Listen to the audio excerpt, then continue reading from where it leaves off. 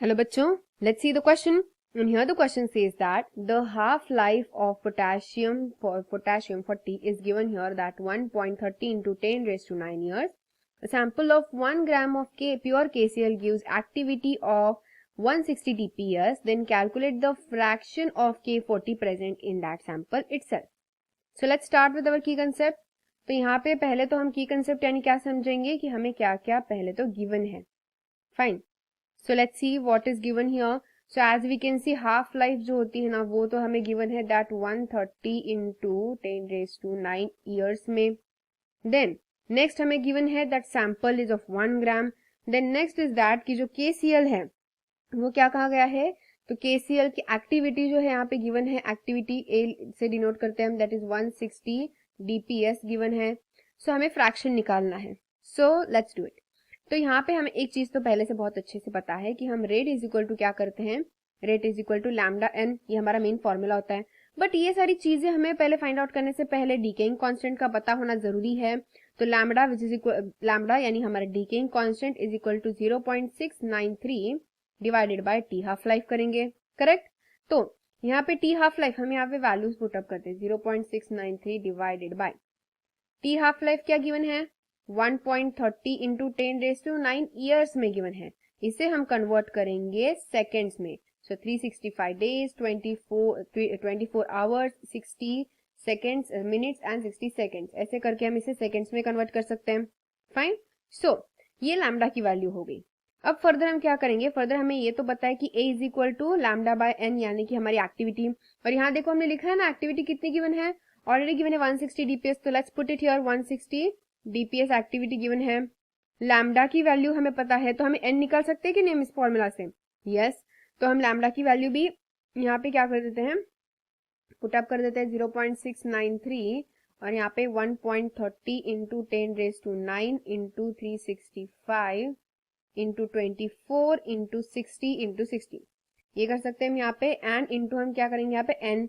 So therefore ये सारा calculation करने के बाद हमें n की वैल्यू क्या मिलेगी, यस ये n की वैल्यू हमें मिलेगी यहाँ पे 9.465 इंटू 10 रेज टू 18. ये वैल्यू हमें किसकी मिल गई, यहाँ पे n की वैल्यू मिल गई. अब हम नेक्स्ट स्टेप परफॉर्म करेंगे. तो नेक्स्ट स्टेप यहाँ पे क्या परफॉर्म करना है हमें, यहाँ पे हमें नंबर ऑफ मोल्स निकालने हैं. Now here what we will do, now the number of moles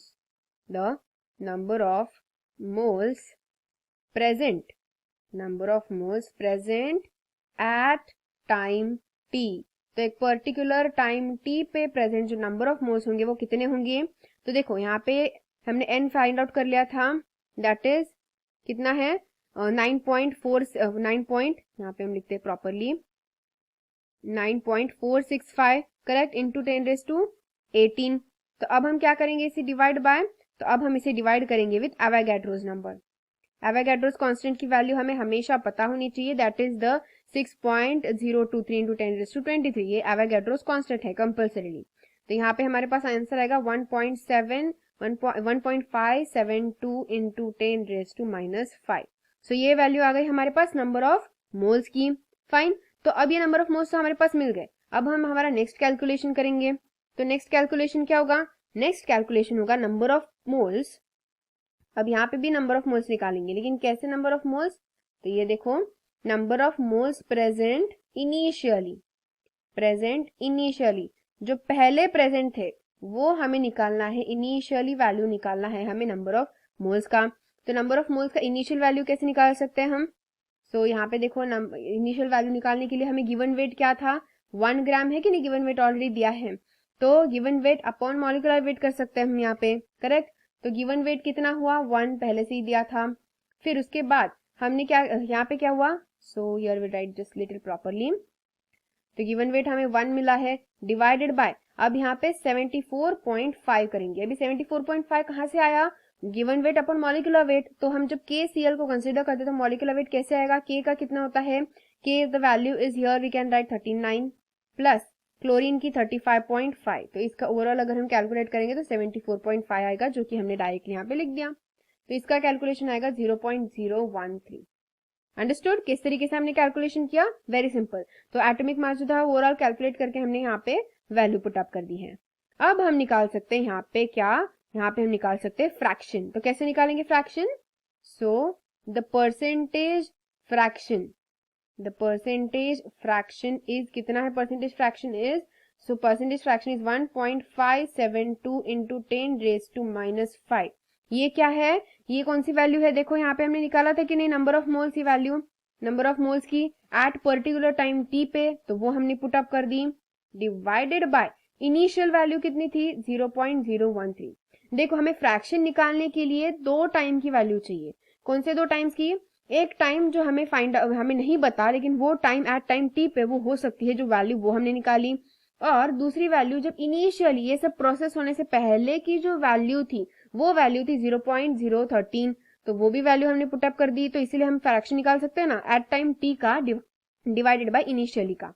तो ऐसे अगर हम निकालेंगे, इनटू कितना करेंगे? 100। क्यों 100 करेंगे? क्योंकि हमें परसेंटेज निकालना है, तो इसीलिए यहाँ पे करेंगे। सो यहाँ पे पहले जो हमने ऊपर लिए न्यूमरेटर में, that is the number of moles at time T, then यहाँ पे नीचे लिए डिनोमिनेटर में, that is number of moles at initially, which is equal to 0.12%। So this is the fraction. Okay, तो यहाँ पे हम पूरा तरीके से पूरा स्टेटमेंट लिख देते हैं, दैट द परसेंटेज फ्रैक्शन